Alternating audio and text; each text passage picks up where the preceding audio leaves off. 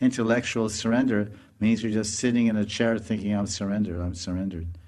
But actual surrender is a principle which one lives. He's just moving, even if he's moving here and there, he's always remembering Radha and Krishna.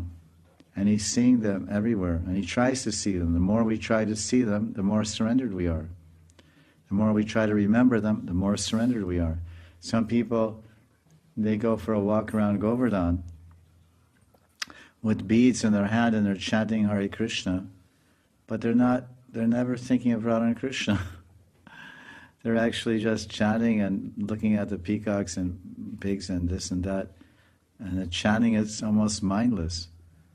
So they're more enjoying the walk and enjoying the scenery and the colors and the people and the whole ambience of the Govardhan Parikram Marg, and not actually absorbing themselves and remembering this lila took place at that place, and another lila took place over here, and Radha and Krishna meet over here, and where are those caves in Govardhan where Radha and Krishna meet when they're looking.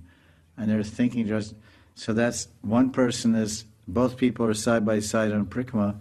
One is surrendered, quite surrendered to Radha and Krishna, because he's always remembering them and trying to feel their presence and remember their leelas and see all the places around Govardhan in connection with their leelas.